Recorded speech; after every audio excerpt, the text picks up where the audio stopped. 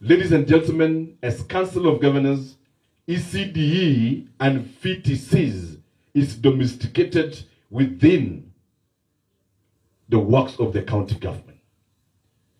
The biggest elephant in the room today is the schemes of service for both ECD teachers and the FITC trainers. I want to inform these delegates today that the Council of Governors developed, and already there was an SRC guidelines on the schemes of service for the ECD teacher, which was adopted by a summit, and a number of counties has implemented the same. A case in point is Kirinyaga, and so many other counties that have made attempt to actualize it.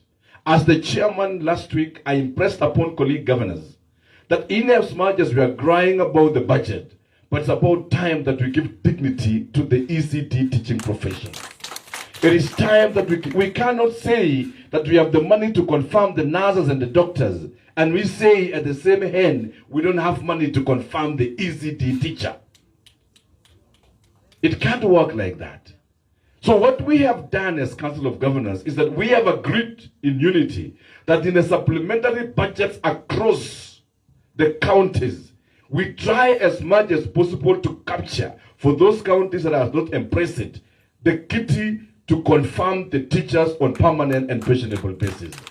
I'm happy, together with my chairman for education, Suriyat Bet, in Kericho, we already have a budget in the supplementary, which the assembly is passing it, I think, by sometimes next week. And by January in Kericho County, we are going to confirm all our ECD teachers on permanent and pensionable terms. And thank you so much, Chairman and our committee, for taking that direction. We have encouraged other counties as a chairman in the council to adopt the same, so that we have these teachers working in a good environment. The challenge we have in our ECD classrooms today, again, is the human resource and capacity building among the human resource.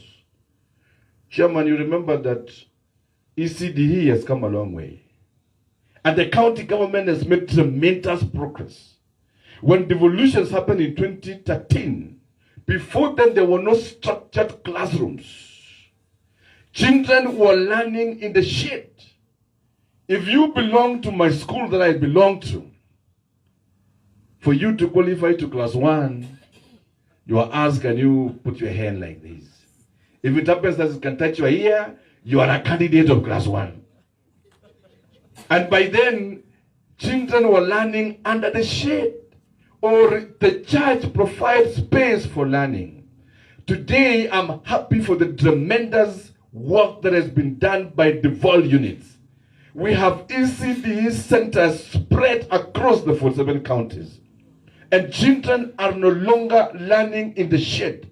They have structured classrooms that they can enter and they can learn.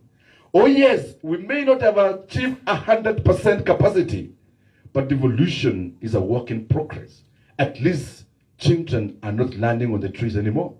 At least children have a space to learn in the villages. And what we are saying, as we have made this tremendous progress in devolved units, the biggest challenge now is the teacher capacity. I know that we have employed at least one teacher in most of our ECD classroom facilities.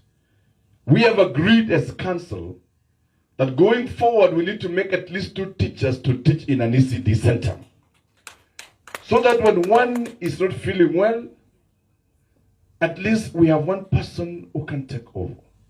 And children are not left unmanned.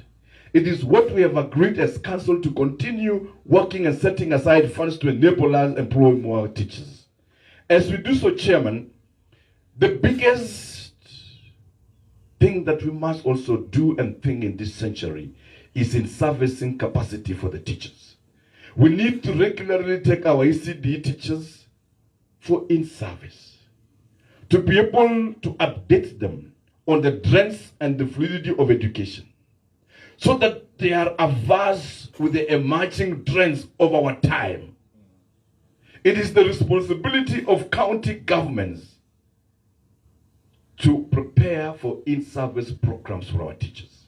I'm very happy today in the council that as the chairman, we have been able to establish linkages with great number of partners that are willing to support counties in providing in-services trainers for our ECDE teachers.